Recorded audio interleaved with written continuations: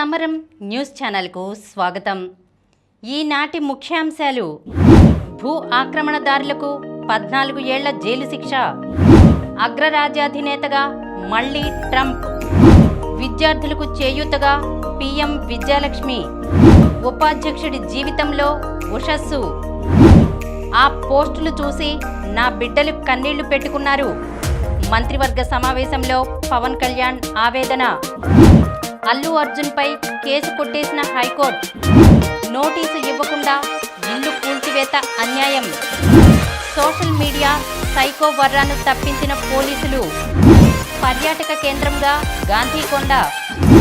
సుస్థిగా ఉన్నప్పుడు వ్యాయామాలు చేయొద్దు. ఈరోజు వార్తలను చూద్దాం. భూ ఆక్రమణదారులకు 14 ఏళ్ల జైలు శిక్ష. రాష్ట్రంలో ఇష్టానుసారం ప్రభుత్వ పట్టాభూముల ఆక్రమణలకు పాల్పడిన వారికి తగిన గుణపాఠం చెప్పేలా వారికి కఠిన శిక్షలు విధించి భారీ జరిమానాలతో చెక్ పెట్టేలా రాష్ట్ర మంత్రివర్గం కీలక నిర్ణయం తీసుకుంది. ప్రస్తుతం ఉన్న భూ ఆక్రమణల నిరోధక చట్టాన్ని రద్దు చేసి దాని స్థానంలో కొత్త బిల్లుకు మంత్రిమండలి ఆమోదం తెలిపింది. దీని ప్రకారం ఇకపై భూ ఆక్రమణలకు పాల్పడేవారికి గరిష్టంగా 14 ఏళ్ల వరకు శిక్ష విధించవచ్చు. ఏపీ డ్రోన్ పాలసీ, డేటా సెంటర్ల పాలసీ, సెమీకండక్టర్ల పాలసీల అమలుకు మంత్రివర్గం పచ్చజెండా ఊపింది. రాజధాని ప్రాంత అభివృద్ధి సంస్థ పరిధి పెంపునకు ఆమోదం తెలిపింది. సీఎం చంద్రబాబు ఆధ్వర్యంలో బుధవారం సచివాలయంలో జరిగిన మంత్రివర్గ సమావేశంలో పలు కీలక నిర్ణయాలు తీసుకున్నారు. అగ్రరాజ్యాధినేతగా మళ్లీ ట్రంప్. అమెరికా అధ్యక్ష ఎన్నికల్లో రిపబ్లికన్ పార్టీ నేత డొనాల్డ్ ట్రంప్ ప్రభంజనం సృష్టించారు. పాపులర్ ఓట్లతో పాటు ఎలక్టోరల్ ఓట్లలోనూ తిరుగులేని ఆధిపత్యం ప్రదర్శించారు. 4 ఏళ్ల తర్వాత మళ్లీ అమెరికా అధ్యక్ష పీఠాన్ని హస్తగతం చేసుకున్నారు. ప్రపంచమంతా అత్యంత ఆసక్తిగా ఎదురుచూసిన ఈ ఎన్నికల ఓట్ల లెక్కింపు భారత కాలమానం ప్రకారం మంగళవారం రాత్రి ప్రారంభం కాగా బుధవారం సాయంత్రానికి స్పష్టమైన ఫలితం వెలువడింది.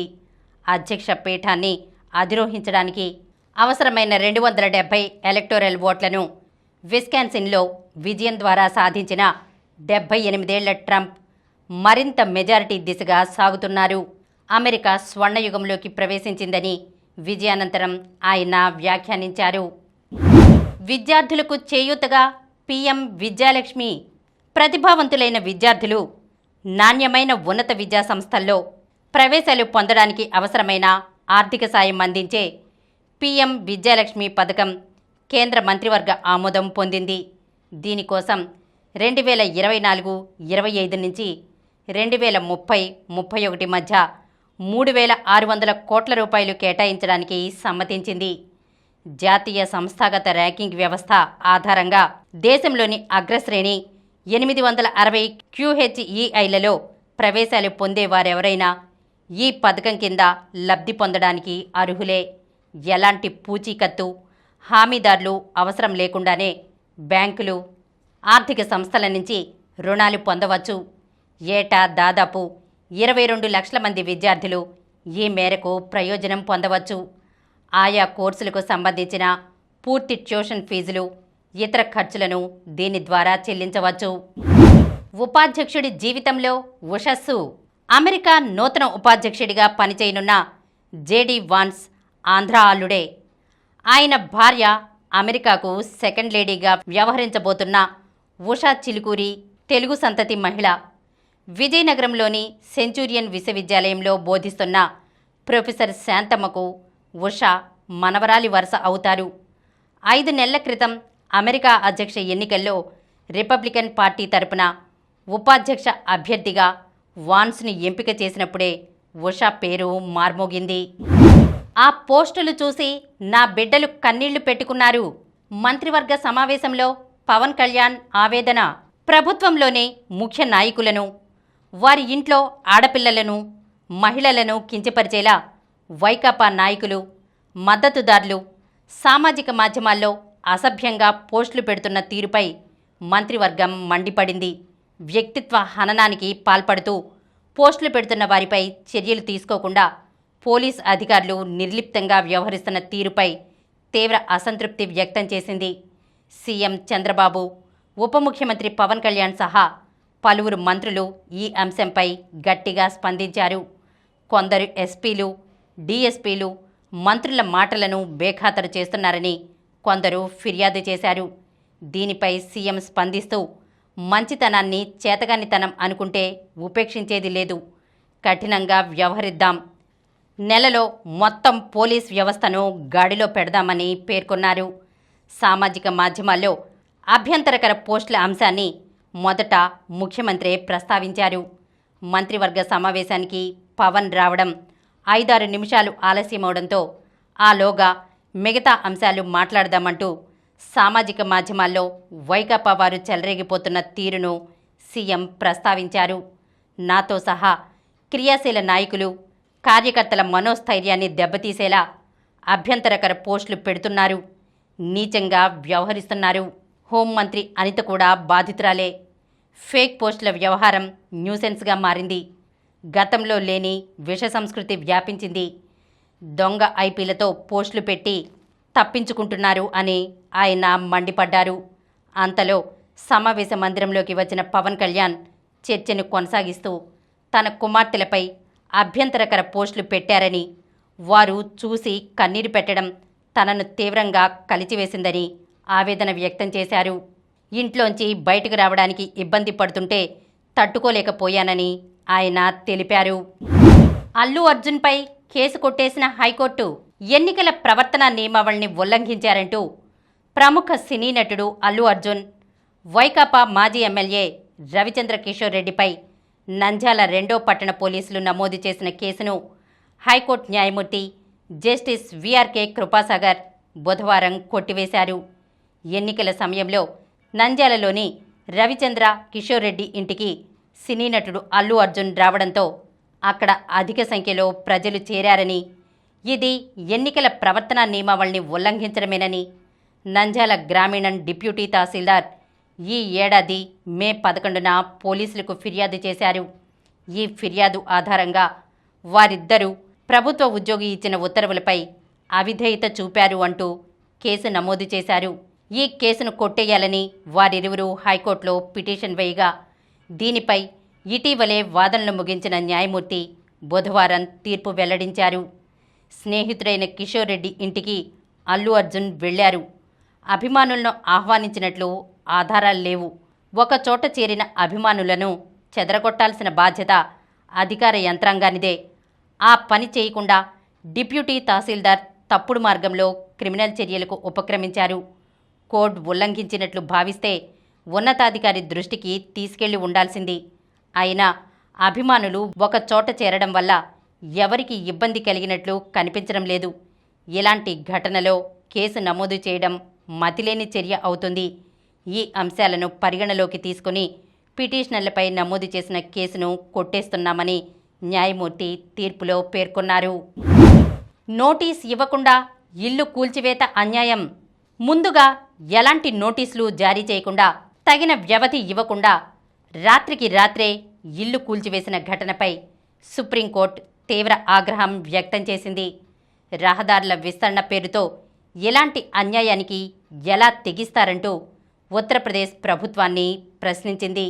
బాధితుడికి 25 లక్షల రూపాయలను నష్టపరిహారంగా చెల్లించాలని ప్రధాన న్యాయమూర్తి justice DY Chandrachud, justice JB Pardiwala, justice Manoj మిశ్రాలతో కూడిన ధర్మాసనం బుధవారం రాష్ట్ర ప్రభుత్వాన్ని ఆదేశించింది. రహదారుల విస్తరణ, ఆక్రమణల తొలగింపును చేపట్టే సమయంలో తీసుకోవలసిన చట్టబద్ధమైన చర్యలపై అన్ని రాష్ట్రాలు, కేంద్రపాలిత ప్రాంతాలకు ధర్మాసనం మార్గదర్శకాలను జారీ చేసింది. 2019లో మహారాజ్గంజ్ నివాసి మనోజ్ తిబ్రేవాల్ ఆకాష్ తన ఇంటిని అధికారులు కూల్చివేయడంతో న్యాయం కోసం సుప్రీంకోర్టును ఆశ్రయించాడు.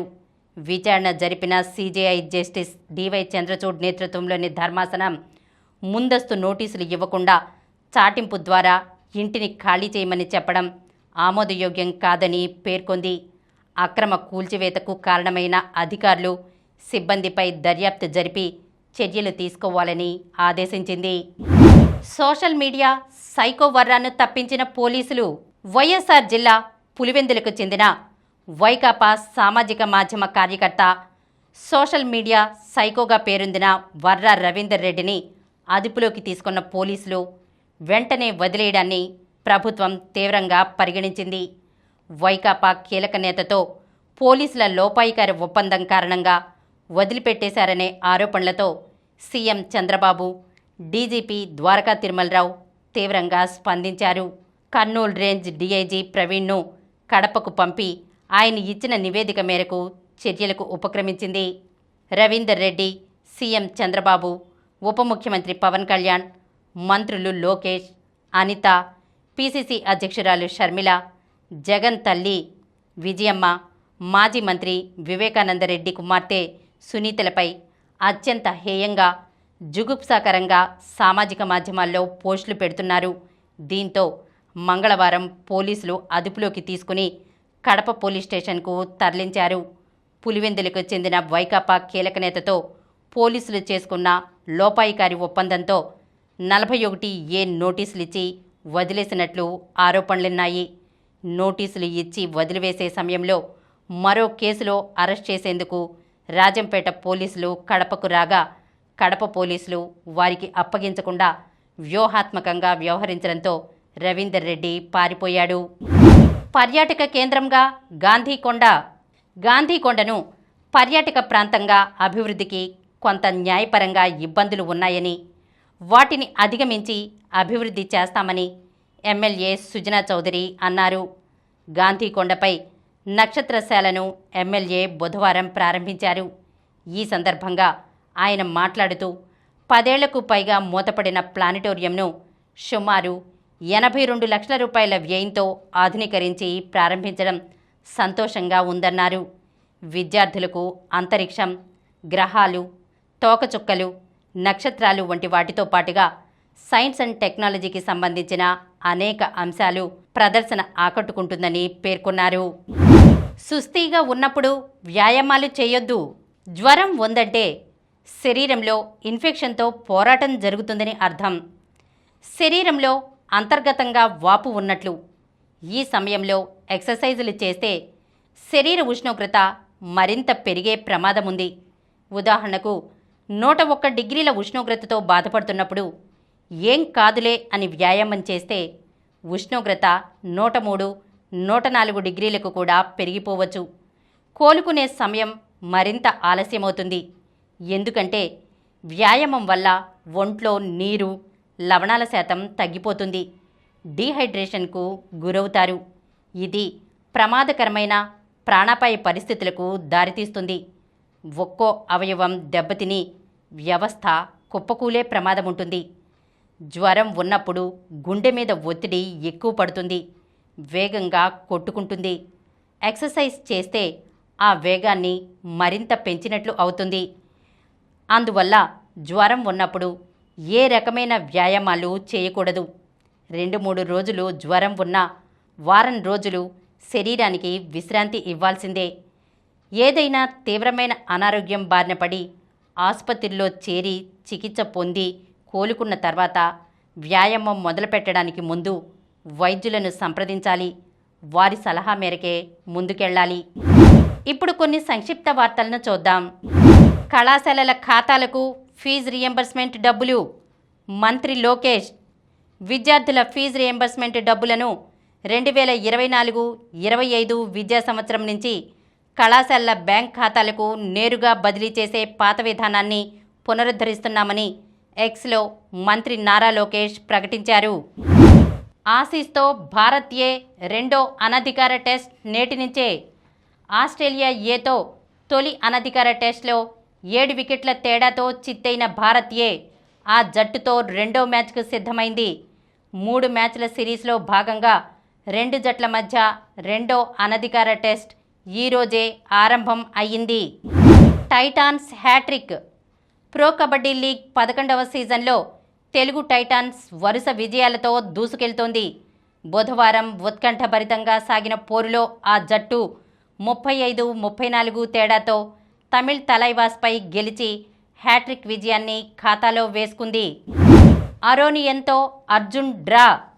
చెన్నై గ్రాండ్ మాస్టర్స్ చెస్ టోర్నీలో అర్జున్ ఇరిగేసి మెరుగైన ప్రదర్శన కొనసాగిస్తున్నారు. బుధవారం రెండో రౌండ్లో అతను బలమైన లెవాన్ ఆరోనియన్తో గేమ్ను డ్రాగా ముగించారు. అదరగొడుతున్న రిత్విక్. ఏటీపీ టూర్ టెన్నిస్ టోర్నీలో హైదరాబాద్ ఆటగాడు బొల్లిపల్లి రిత్విక్ చౌదరి అదరగొడుతున్నాడు. పురుషుల డబుల్స్లో నిలకడగా రాణిస్తున్నాడు. మరిన్ని వార్తా విశేషాలతో రేపటి సమరం న్యూస్ ఛానల్లో మళ్ళీ కలుద్దాం.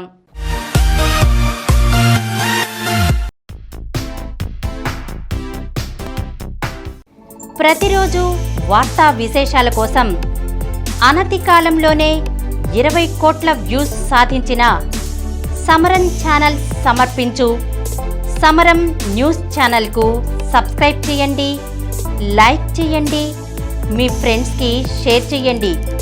అలాగే ప్రక్కనున్న గంట సింబల్ని ప్రెస్ చేయడం మర్చిపోకండి.